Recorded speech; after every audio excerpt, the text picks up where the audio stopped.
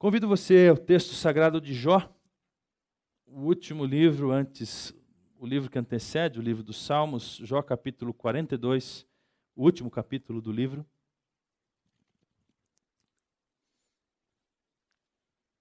E vamos conversar sobre sofrimento necessário. Semana passada falamos sobre felicidade possível. E eu fiquei bem feliz porque deu tudo certo.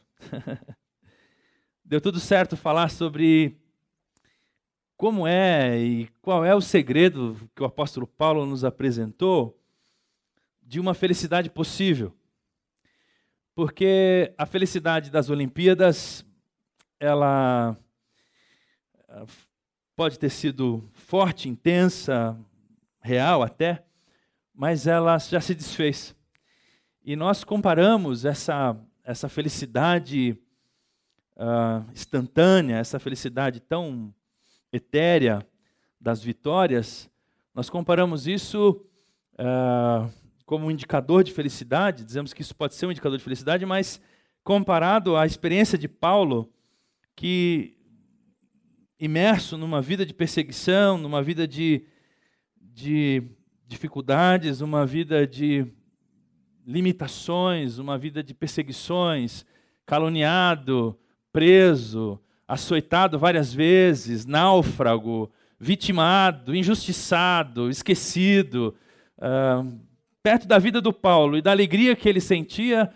Essas alegrias não são alegrias sustentáveis, elas não têm densidade de vida.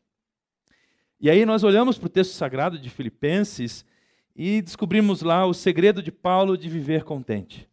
E a gente falou disso domingo passado, que Paulo percebeu, Paulo foi, assim, ele descobriu o grande segredo do universo que estava oculto durante anos e encontrou em Jesus. E a oração dele por nós e pela igreja é que nós nos aprofundássemos em conhecer Jesus, a altura, a profundidade, a extensão, a largura, porque o que nós temos em Jesus é muito maior do que o que nós não temos na vida. Nada pode nos separar dessa relação de amor, de afeto com Deus que está em Cristo Jesus.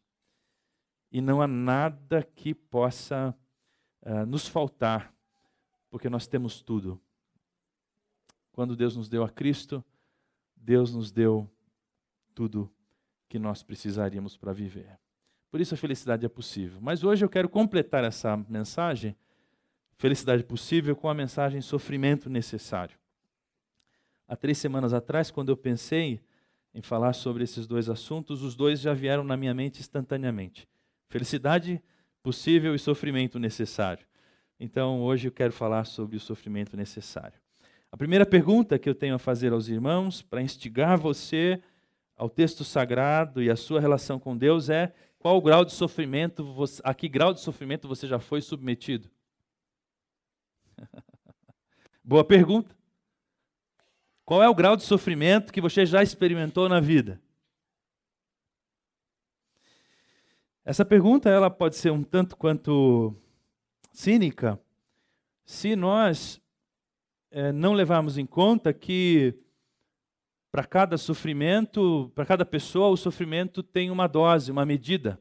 Esses dias minha filha mais velha me mandou uma tirinha de Facebook, onde tinha um pastor assim, cheio de cravejado de facas nas costas, ensanguentado assim. Um desenho, não era foto não. E aí uma menina do lado de lá, com uma facadinha nas costas, um canivetinho e um pouquinho de sangue, né?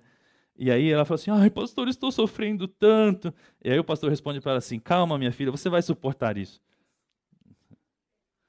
Então me parece que, dependendo de com quem você fala, dependendo do que você, né, de com quem você se encontra, você percebe que seu sofrimento é nada, ou muito pouco. Chega a dar uma certa vergonha na gente, não é?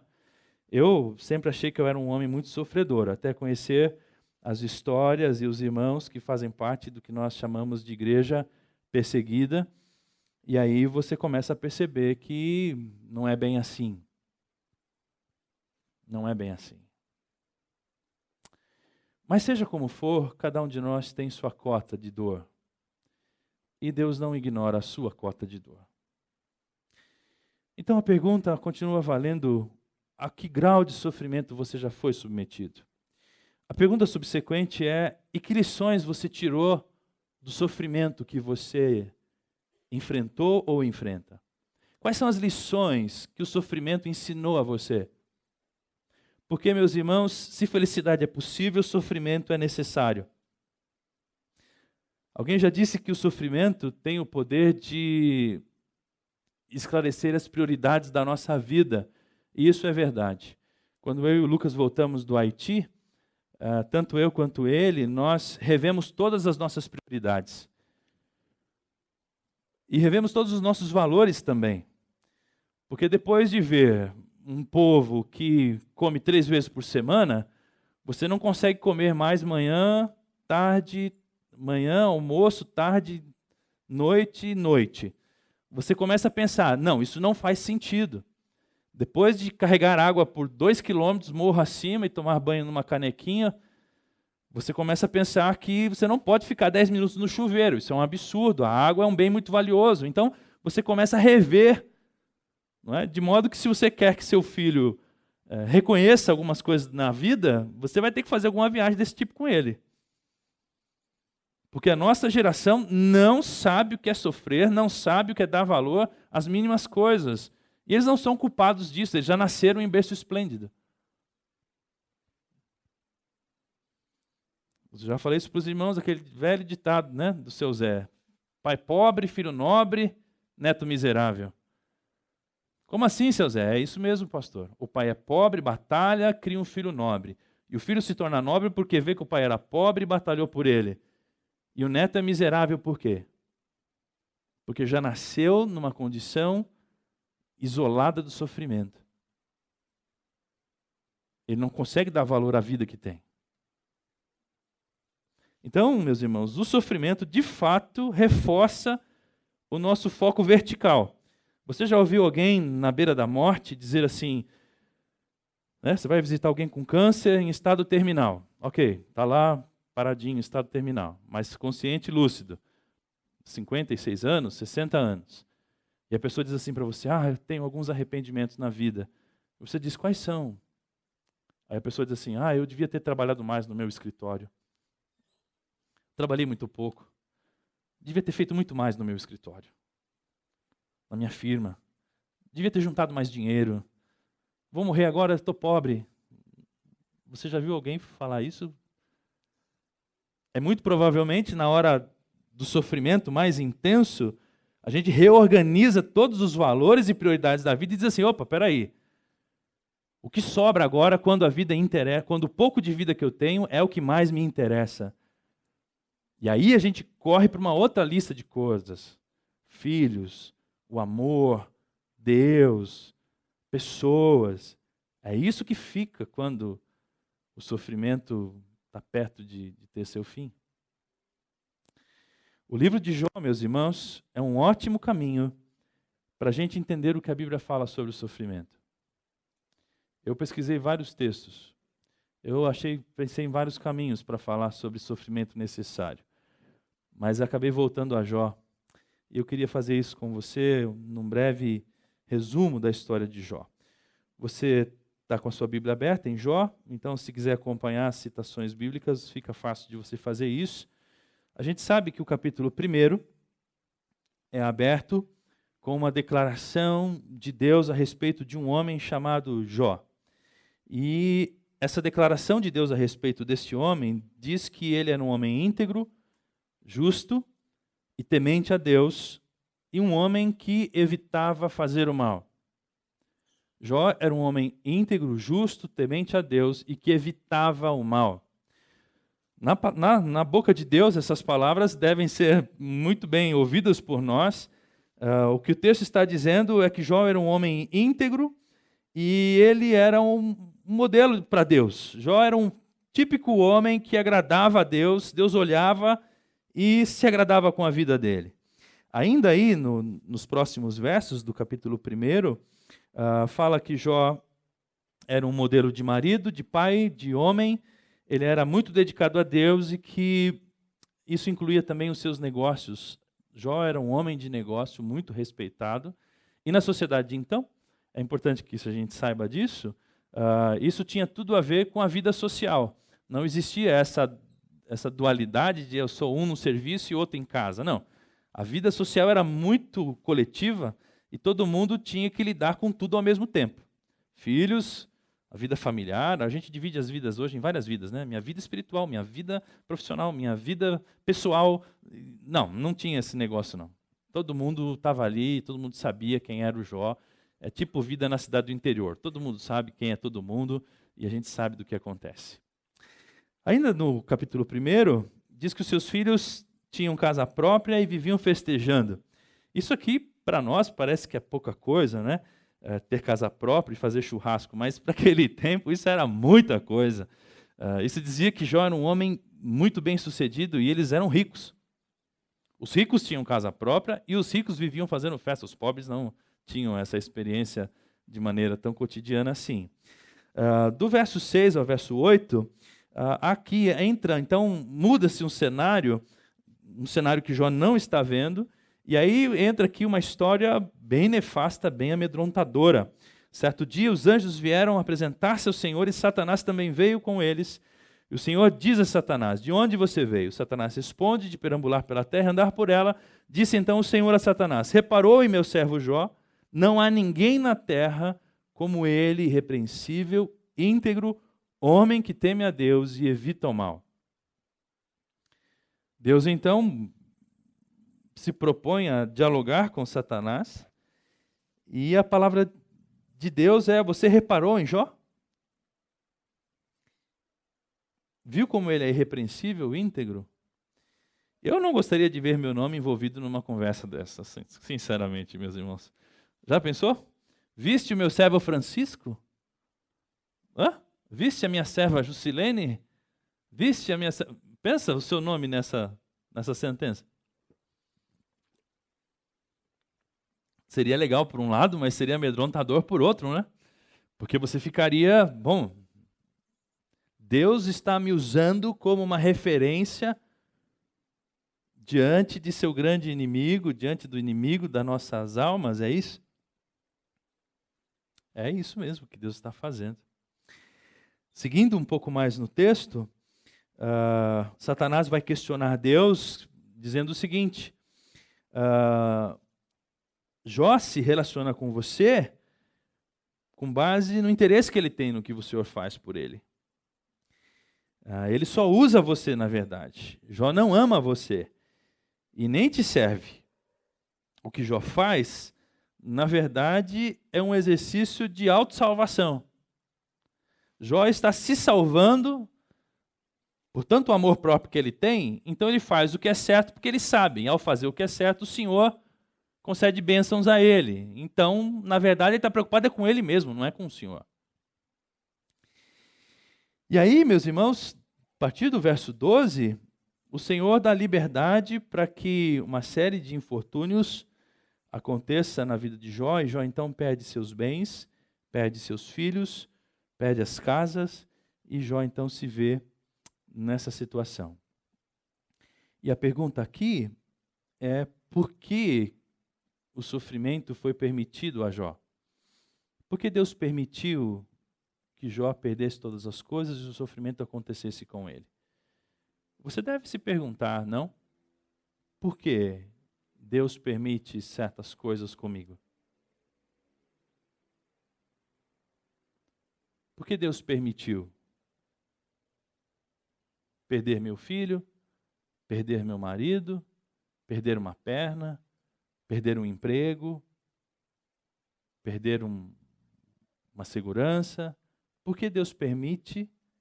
Se eu sou uma pessoa justa, se eu tenho feito tudo que Deus quer, por que é que isso acontece? O grande problema do mal é esse: coisas ruins acontecem com quem é bom. Se coisas ruins acontecessem só com quem é ruim, a gente diria assim: ótimo, bem feito. Tá tudo certo. Tu mereceu. Tu é ruim, aconteceu coisa ruim contigo. Mas o que acontece aqui não é isso. E aí a pergunta: se Deus é bom e permite que aconteça coisa ruim com você, ou tu fez alguma coisa errada, ou então a bronca vai para cima de Deus. Ou então Deus não é bom assim como a gente pensava.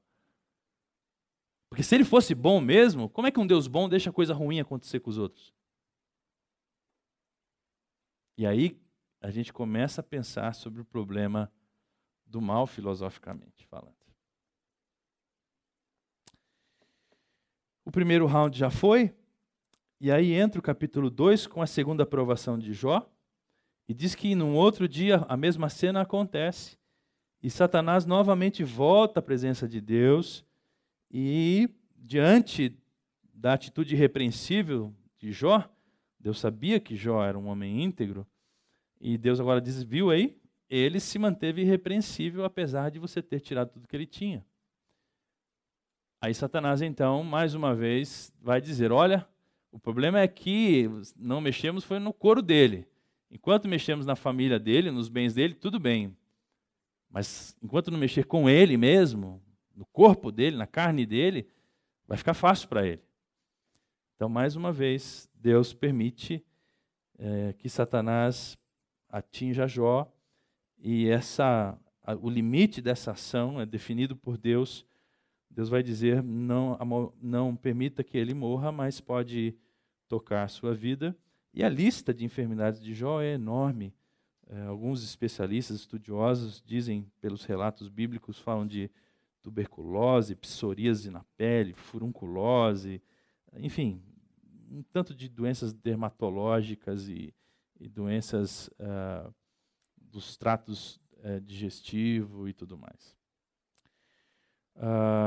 No final do capítulo 2, a gente vê uma cena difícil para qualquer casal.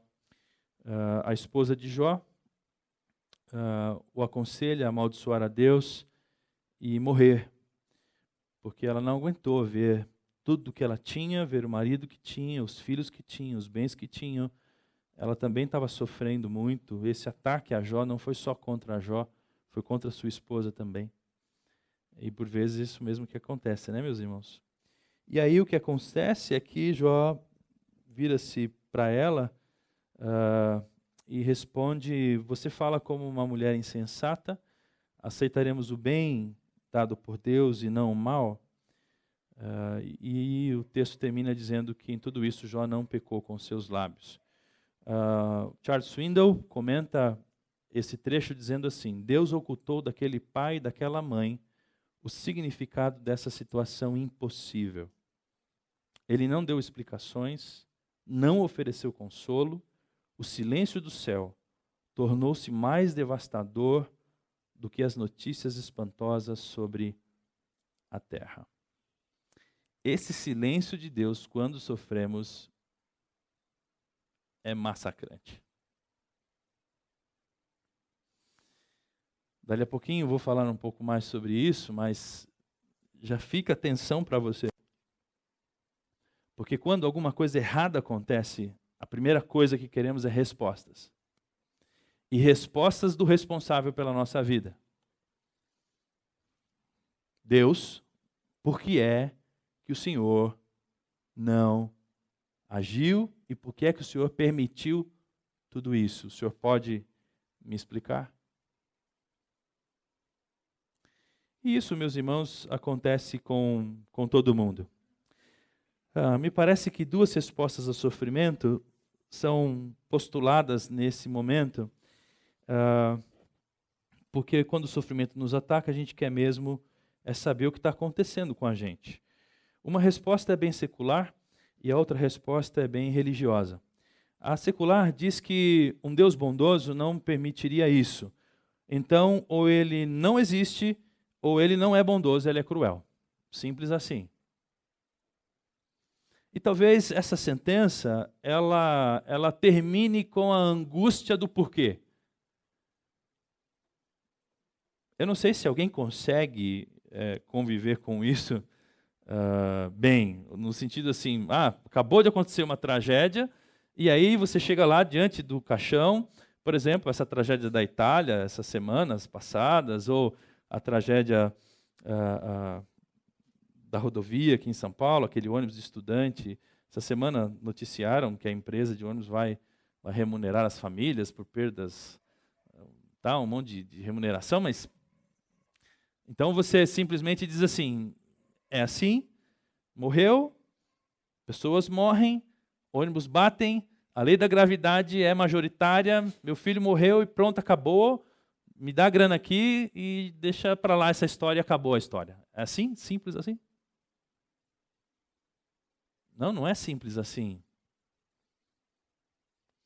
A primeira resposta secular é essa. A resposta religiosa, é uma resposta tradicional também, diz que você deve ter feito algo de errado.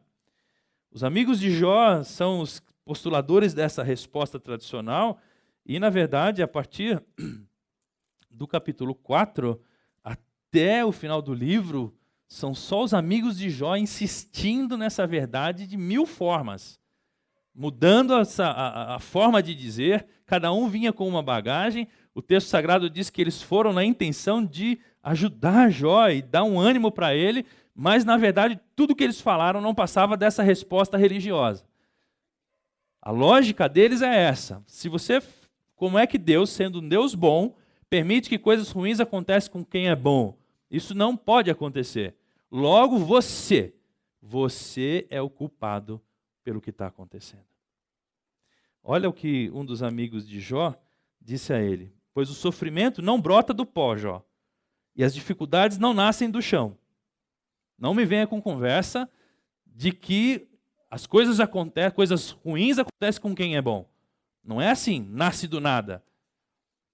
Deus está controlando a história, e o que acontece é porque Deus quis que acontecesse, e aí jogam sobre Deus esse determinismo de todas as coisas no universo, e não podia ter acontecido com você. Se aconteceu, você pecou. Isso é muito interessante, porque essa história é muito moderna, né, meus irmãos? Essa teologia, ela é muito moderna. Só que ela, na verdade, ela é uma saída quando um discurso triunfalista falha. Ou seja, olha, Deus vai fazer você triunfar, Deus vai resolver todas as suas misérias, todos os seus problemas. Falhou? Falhou. Pastor, já fiz tudo que o senhor mandou. Já vim nas 7 semanas, já usei o sal, já bebi a água, já torci o caneco, sei lá, já fiz tudo que você mandou. Falhou? Então o problema é você. Você tem pecado. Mas que pecado que eu tenho, meu Deus do céu. E você fica louco, procurando o teu pecado. É natural, não é? É natural que você queira saber se você não tem compromisso com o sofrimento. Uma vez que existe uma lei da natureza, e as Escrituras nos revelam isso, que é quase implacável. Aquilo que o homem semear, isso também, ele vai colher. Isso é verdade? É verdade. Mas nem sempre é verdade. Essa é a questão. Eclesiastes vai dizer assim que coisas ruins acontecem com quem é bom. E isso é um mistério. Às vezes você é bom e coisa ruim acontece com você. E coisas boas acontecem com quem é mau. Isso também é outro mistério, não dá para controlar. Existe mais coisa nesse universo que Deus deixou que influenciam essas circunstâncias. A história de Jó, meus irmãos, é a prova de que ambas as respostas estão erradas.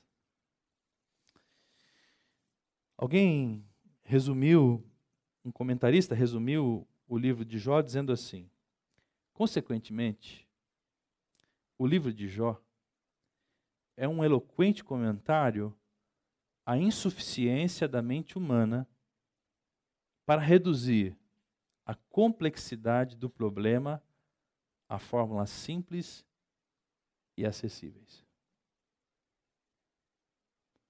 O livro de Jó, ele é eloquente em dizer para nós: não tente explicar o sofrimento. Não é simples de fazer isso. Não tente achar culpados, não tente achar lógicas, não tente achar responsáveis, não tente interpretar as circunstâncias para que elas tenham lógica e você consiga superá-las pela sua razão. Não tente fazer isso. é complexo demais. Não dá para fazer isso.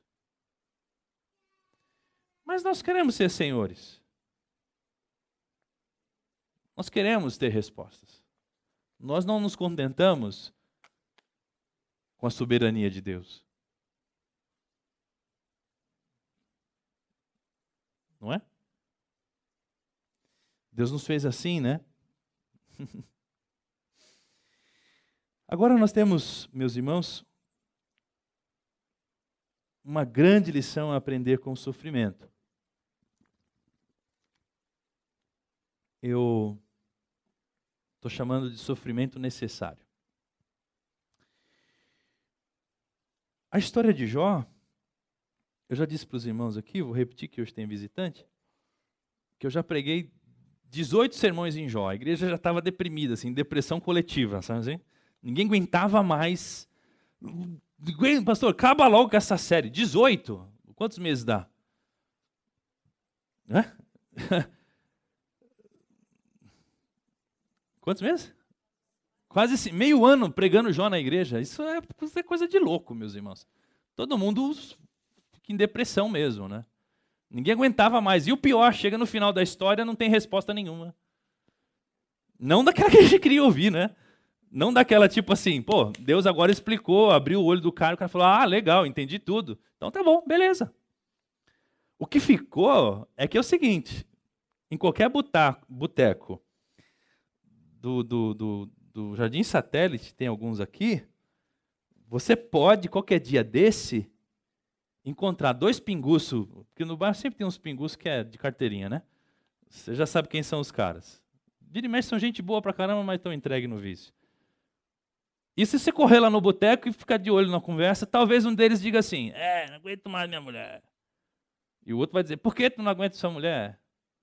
Não, para aguentar minha mulher, só tendo paciência de Jó. Então, eu não sei você, mas um homem que personificou uma virtude de Deus, a história de Jó personifica uma virtude divina.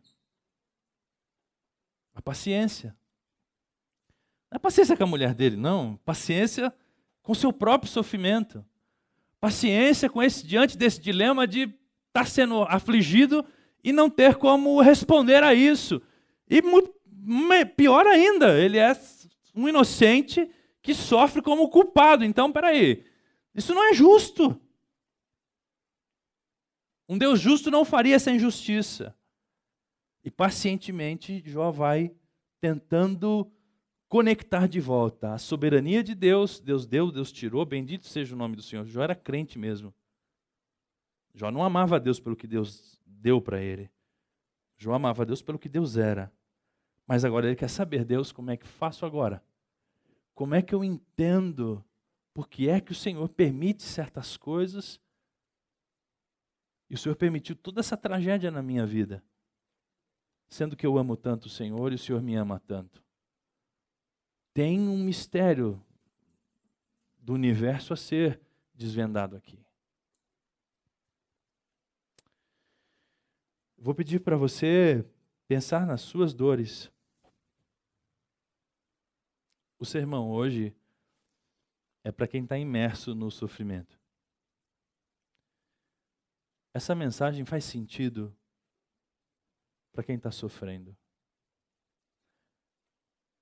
Eu não estou sofrendo. Estou sofrendo, meu bem. Mais ou menos. Mas não tanto quanto outros irmãos estão sofrendo.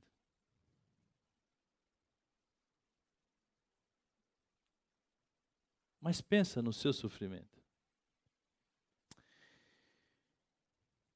O sofrimento, meus irmãos, especialmente o de Jó, e esse sofrimento necessário, nos faz amadurecer, nos faz definitivamente entrar na vida.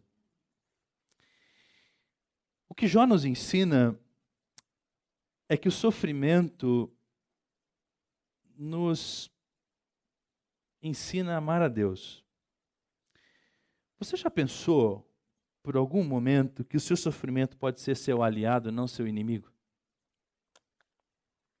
Pensa nisso. É óbvio que o sofrimento não é bom, não é agradável. Você não diz assim, venha sofrimento, venha sofrimento. Se você fizer isso, você é louco, você é doente, você, né? Ai, Senhor, eu estou tão feliz, manda um sofrimentinho aí para me melhorar. Não, você não vai fazer isso, tá certo? Mas, já que você está sofrendo, por favor, considere por um instante só que essa sua pendenga, esse seu sofrimento, seja ele de que natureza for, eu nem preciso ficar aqui profetando, porque todo mundo tem uma cota de sofrimento, isso é bem fácil de perceber. Certo? Ninguém passa por essa vida sem sofrer. Pensa por um instante que o teu sofrimento pode ser um grande aliado seu e não o seu grande inimigo. Porque parece que Paulo resolveu isso na mente dele, meus irmãos. Eu aprendi o segredo de viver contente, sofrendo e não sofrendo. Posso lidar com o sofrimento porque Deus me fortaleceu. E eu tenho certeza que Deus está fazendo com que todas as coisas cooperem para o meu bem, apesar de não estar feliz em me ver sofrendo assim.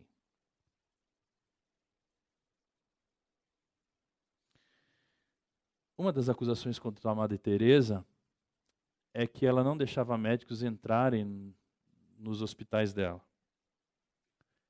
E os médicos ficavam doidos, porque queriam visitar os doentes. E ela não fazia isso por uma questão teológica. Madre Teresa achava lindo os pobres se assemelharem a Jesus nos seus sofrimentos. E quando a pessoa mais doente estava, ela dizia assim, olha, veja como você está se parecendo mais com Jesus.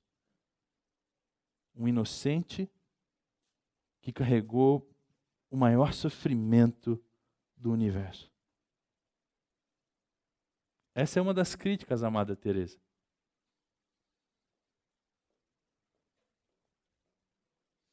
Não sei se vão dizer isso lá no Vaticano hoje, mas tudo bem. Parece que você não fica tão santo quanto quando você começa a pensar assim, né? Diz que muita gente morreu, porque ela simplesmente não deixava os médicos entrarem nos hospitais para tentar salvar e curar essas pessoas. E quando ela ficou doente, ela foi para os Estados Unidos e foi se tratar na Califórnia. E aí falou, pô, madre, mas assim não vale, né? A senhora está sendo incoerente. Deixa eu sofrer agora, então. Chegou a sua vez. Fecha parênteses aí no Mateus. O sofrimento, meus irmãos, nos ensina a amar a Deus. Essa é uma grande lição, ou a grande lição, produzida pelo sofrimento. Na história de Jó, de uma coisa Satanás tem razão aqui. Sou obrigado a dar um ponto por coisa ruim. Existe uma grande diferença entre religiosidade e devoção exterior e o amor a Deus vindo do coração. O que Satanás está dizendo é assim, beleza Deus, tá bom, legal, viu seu servo Jó, legal, vai na igreja, dá o dízimo, é gente boa, ajuda os irmãos, tem uma vida, é um pai maravilhoso, se preocupa com os filhos, legal Deus, tudo bem, só que esse papinho comigo não cola. Isso é pura fachada. O que é diferente, a religiosidade, a expressão externa de devoção a Deus, não quer dizer que Ele ame você.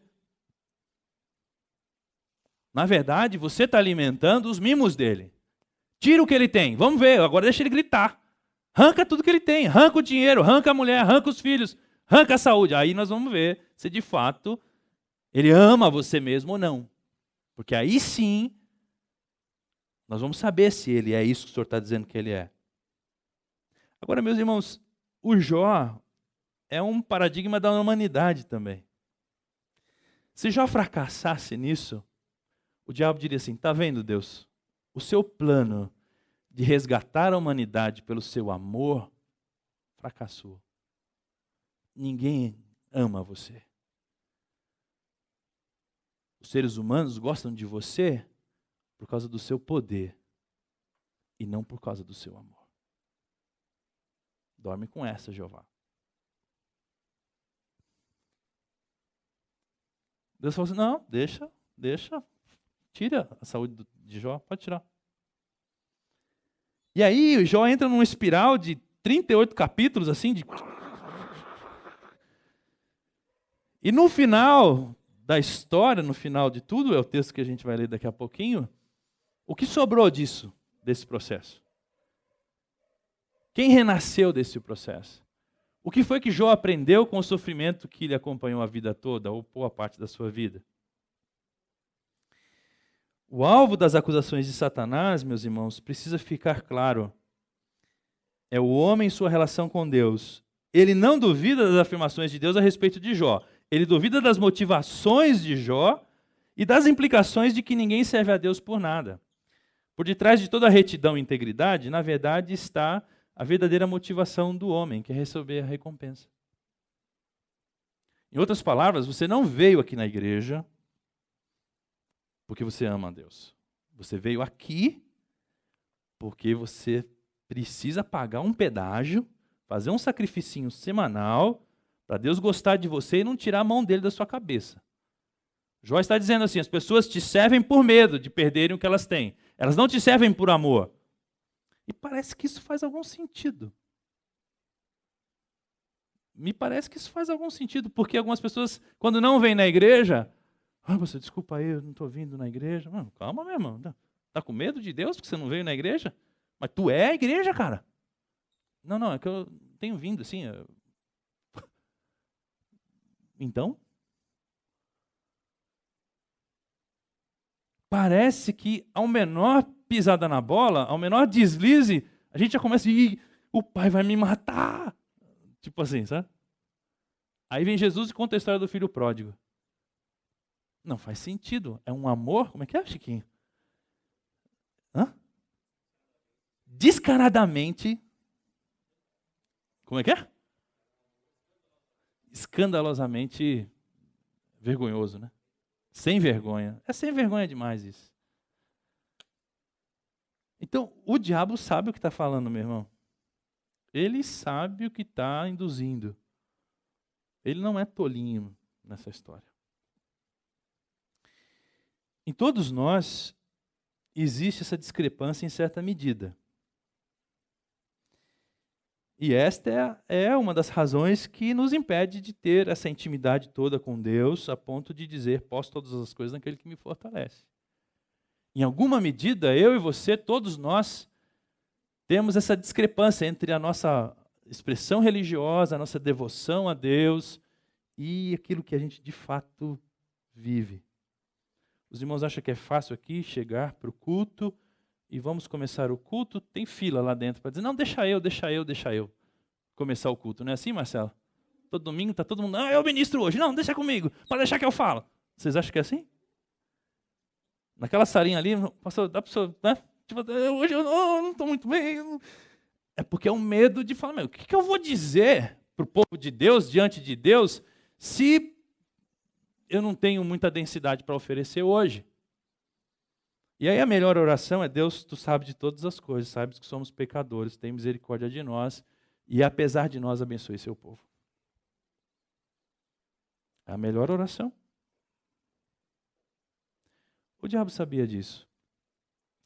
E como é que a gente alcança este amor a Deus? Ou como é que a gente alcança esse amor?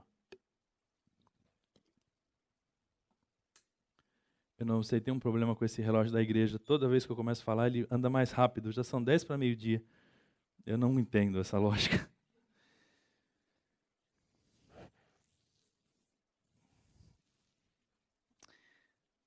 Infelizmente, a forma como você alcança esse amor é por meio do sofrimento e das dificuldades na vida. Não tem outro jeito. Vamos pensar num relacionamento assim, de homem e mulher. Tu conheceu um cara bacana, tal, bonito, moreno alto, bonito, sensual. Talvez eu seja a solução desses problemas. Carinhoso, como diria a canção dos anos 80. E aí ficou tudo bem. Você falou, o amor é lindo. Mas de repente ele perdeu o emprego. De repente o moreno alto está doente. De repente o príncipe virou um sapo. Os negócios faliram. E aí você muda o relacionamento com ele. Ou não. Ou não. Ou o relacionamento fica mais profundo ainda. Ou você se encontra mais ainda nesse amor. Só depois da vida trovejar, só depois da tempestade, só depois da chuva, é que você sabe se isso vai virar ou não vai virar. Essa é a questão aqui, meus irmãos.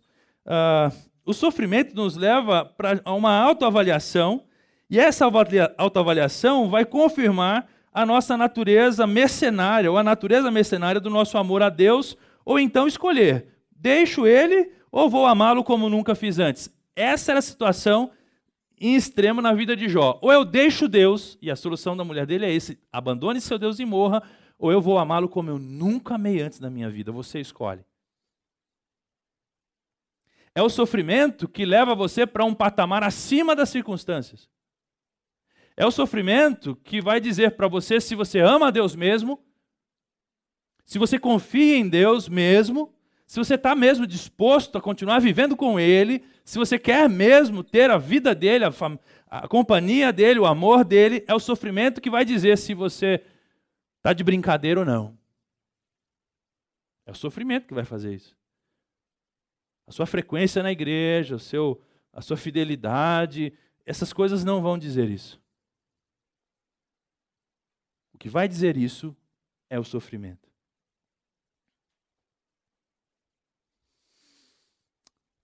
O sofrimento nos leva para essa autoavaliação. E aqui eu vou fazer um break numa pergunta.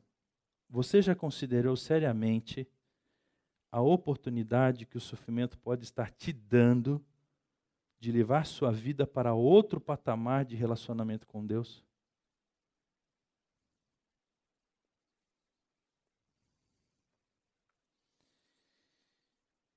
Vou repetir a pergunta. Você considerou seriamente a oportunidade que o sofrimento pode estar te dando de levar sua vida para outro patamar de relacionamento com Deus? Você já pensou nisso seriamente?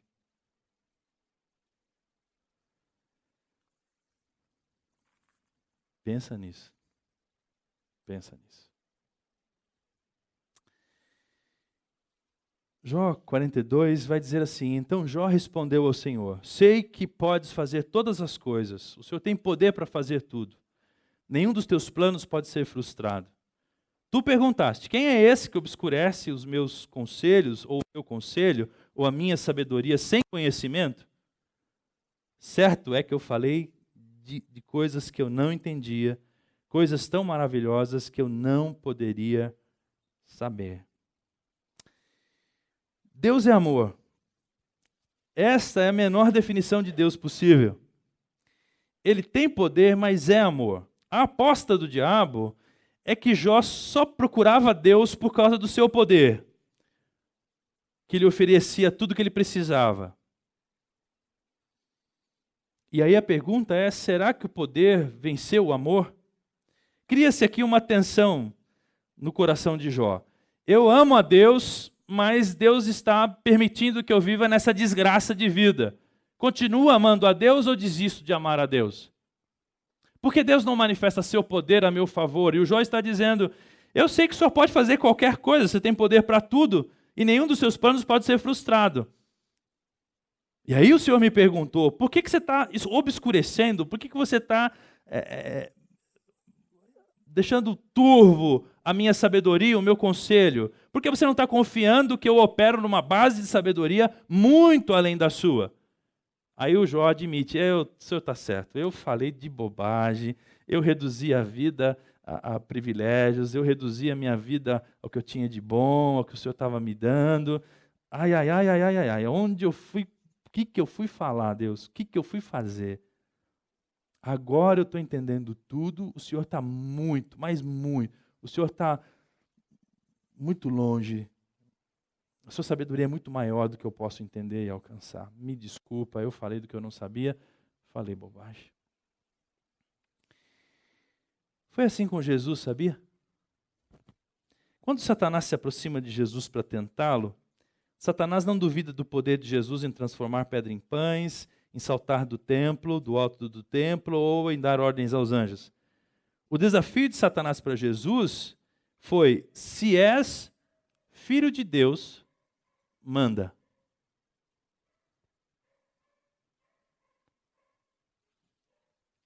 Satanás queria colocar em xeque a voz que tinha sido proferida no Jordão: esse é meu filho amado em quem tenho prazer. Se ele conseguisse confundir Jesus sobre a sua relação com Deus, isso arruinaria toda a história da salvação e do amor de Deus aos homens. Se Satanás conseguisse fazer Jesus acreditar que Deus tinha abandonado ele no deserto, que Deus não manifestaria seu poder a seu favor, que Deus tinha abandonado. Se Satanás tivesse feito Jesus acreditar nessa mentira, nós não estaríamos aqui. A pergunta é: você vai deixar Satanás convencer você de que Deus não está nem aí com você? O sofrimento está dizendo assim: Deus não está nem aí. Deus não está nem aí. Porque se Deus tivesse, você não estava assim. A pergunta é: você vai continuar com a voz do deserto ou você vai ouvir a voz da lógica do sofrimento? A voz do deserto: esse é meu filho amado, em quem eu tenho muito prazer. Ele sai do batismo e entra onde? No deserto. 40 dias e chumbo grosso. Às vezes a gente entra no deserto e nem percebe, né?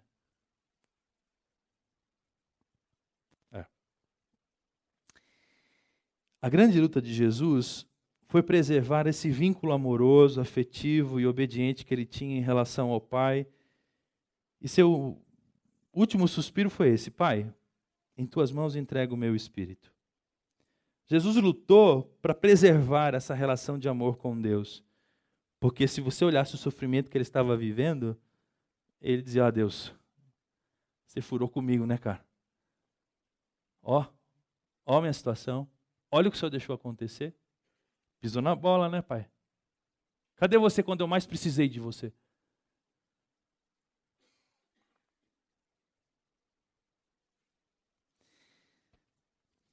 Foi esta relação de afeto de Jesus com Deus que venceu o pecado. A cruz é o triunfo do amor sobre o poder. Jesus nunca se valeu de seu poder para se afirmar diante de quem quer que seja. Já pensou? Jesus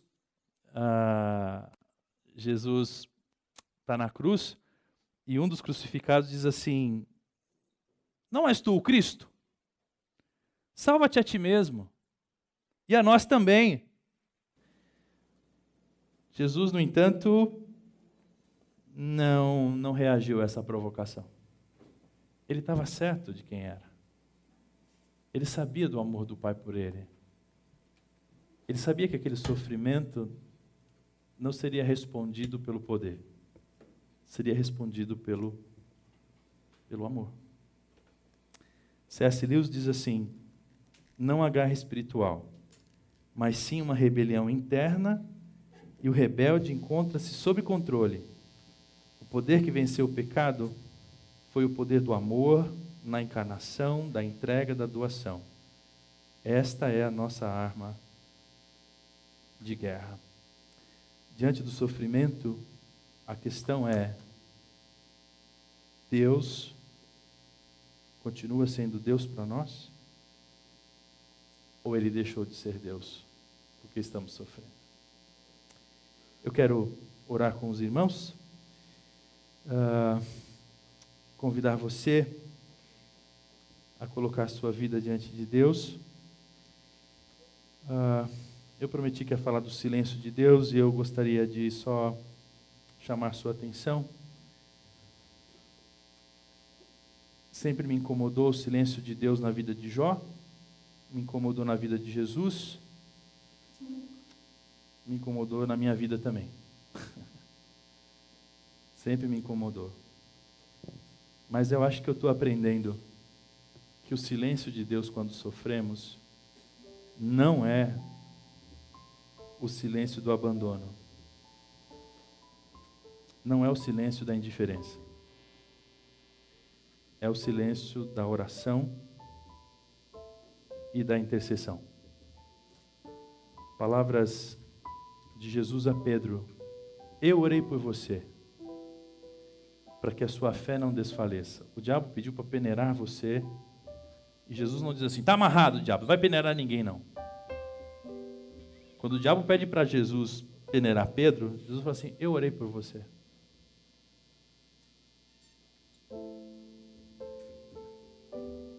O silêncio de Deus é o silêncio da oração, para que você escolha se você vai amá-lo ou se você vai usá-lo.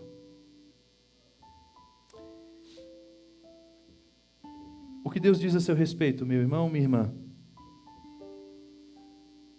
E o que o seu sofrimento diz a seu respeito? A quem você vai ouvir nos dias de sofrimento? Se você não sabe por que está sofrendo, Deus sabe. Então faça do seu sofrimento necessário um aliado para a sua vida. O Jó termina a sua fala com uma nota de alegria. Tu disseste agora: escute, eu falarei, vou fazer-te perguntas e você me responderá. Os meus ouvidos tinham ouvido a teu respeito, mas agora os meus olhos estão te vendo. O Jó fez do sofrimento dele um aliado. Que bom que eu sofri, porque agora eu estou te vendo, Deus. Eu estou te vendo. O Senhor não me deixou sozinho. O Senhor não estava longe de mim. O Senhor não estava indiferente ao meu sofrimento. Eu estou te vendo. Você escolhe.